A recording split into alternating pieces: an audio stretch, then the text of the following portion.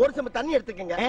அத தோசைக்கல்ல ஊத்தி அதுக்குன்னு வழக்கமா ஒரு விளக்கமாறு வச்சிருப்பீங்கல்ல, ஆமாங்க, அத அடிப்பக்கமா திருப்பி சரிங்க, வரட்டு வரட்டு வரட்டுன்னு ஒரு 4 இழுப்பு இழுத்து சரிங்க, நல்லா கழுவி விட்டுருங்க. சரிங்க. ஒரு கிண்ண நிறைய மாவு எடுத்து பெரிய ரவுண்டாவும் இல்லாம சின்ன ரவுண்டாவும் இல்லாம சரிங்க, பொதுவா ஒரு ரவுண்ட ஊத்தி 4-5 வெங்காயத்தை போட்டு அள்ளி பொடி பொடி பொடியா நறுக்கி அப்படியே மேலாப்ல பரபர தூவி விட்டு, சரிங்க, ஒரு நீளமான கேரட் எடுத்து அதையும் பொடி பொடியா நறுக்கி, சரிங்க, அப்படியே மேலாப்ல பரபர தூவி விட்டு, சரிங்க, ஒரு 16 கரண்டி நெய் எடுத்து, சரிங்க, அதுல 6 கரண்டி நெய்ய உள் சைடு அப்படியே லேசா விளாவி விட்டு, சரிங்க, 10 கரண்டி நெய்ய தோசைக்கு வெளி சைடு அப்படியே மேலாப்ல விளாவி விட்டு, சரிங்க, இட்லி பொடி இருக்கு பாத்தீங்களா, அத அப்படியே அள்ளி மலை சாரல் மாதிரி அதை மேலாப்ல பரபர அப்படியே பேய விட்டு, சரிங்க, பொத்துனாப்ல அப்படி ஒரு பரட்டு இப்படி ஒரு பரட்டு அப்படி பரட்டி விட்டு, அப்படியே ரெட்டி கலர்ல முருக விட்டு அழகா மடிச்சு கம கம கமன்னு ஒரு ஊத்தப்பத்தை எடுத்துட்டு வாங்க. சரிங்க.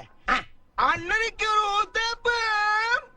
அட பிக்காளிப்பழ, அரை மணி நேரமா கதையா சொல்லிருக்கேன். அம்பட்டுக்கும் சரிங்க சரிங்கன்ட்டு ஒரே வார்த்தையில ஊத்தப்பம்னு போயிட்டானே. வரட்டும் வாடிங்க.